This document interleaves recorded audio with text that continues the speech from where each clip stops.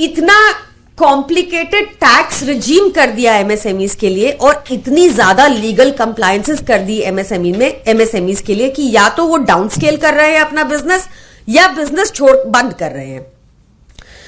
आप सोचिए कि एक रिपोर्ट है अभी जुलाई 2023 में आई, जिसमें बताया गया कि अगर एक एमएसएमई के पास से 100 एम्प्लॉइज हैं तो उनको मिनिमम 500 to 600 लीगल कंप्लायंसेस करनी होंगी और हमारे देश में करीब 26,134 ऐसे क्लॉजेस हैं जो नॉन कंप्लायंस की वजह से एक बिजनेसमैन को जेल डाल सकते हैं।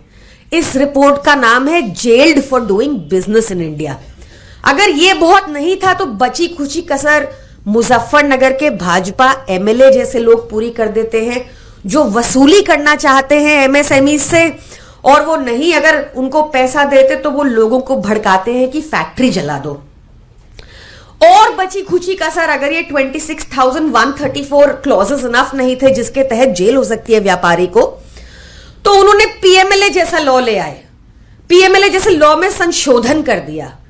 इस संशोधन के तहत आपको बिना किसी प्रूफ के, बिना किसी एविडेंस के जेल के अंदर एक लंबा टाइम रखा जा सकता है। सोचिए कल को केंद्र में ऐसी सरकार आ जाए जो कहे कि मुझे 1 करोड़ इलेक्टोरल बॉन्ड में दो, नहीं तो मैं तुम पर पीएमएलए का केस लगा दूंगा।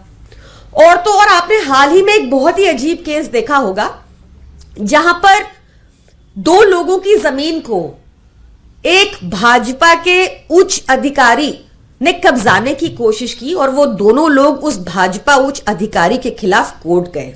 तो भाजपा ने क्या किया? उनको ईडी का नोटिस भेज दिया। क्या मंशा है कि वो दोनों लोग अपना केस वापस ले ले और भाजपा के उच्च अधिकारी उनकी जमीन को कब्जा लें। तो इस तरह से लगातार पीएमएलए का दुरुपयोग हो रहा है। अब सोचिए उन दोनों के पास बैंक अकाउंट में 450 रुपए थे और ईडी के ऑफिस जाने के लिए भी उनको कर्जा लेना पड़ा। तो अगर भाजपा सीरियस है, जो मैन्युफैक्चरिंग का आंकड़ा 13.32% पहुंच गया है, तो एक क्वार्टर के रिजल्ट को इस तरह सेलिब्रेट ना करे कि हमने तो पूरी दुनिया को ही जैसे मैन्युफैक्चरिंग में पिछाड़ दिया हो। सच को एक्नॉलेज करें।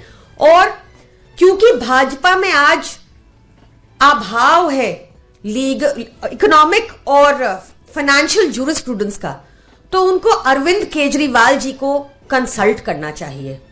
उनको अरविंद केजरीवाल जी को कंसल्ट करना चाहिए क्योंकि जैसे दूसरी बार हमारी जब दिल्ली में सरकार बनी 2015 में, तो उन्होंने आते ही वैट कम कर दिया, जिस वजह से रेवेन्यू जनरेशन हुआ, व्यापारियों का ट्रस्ट बढ़ा, क्योंकि उन्होंने देखा कि उनके टैक्स का पैसा अरविंद केजरीवाल जी की सरकार स्वास्थ्य में, हेल्थ में, एजुकेशन में, इंफ्रास्ट्रक्चर में, डेवलपमेंटल वर्क्स में लगाती है।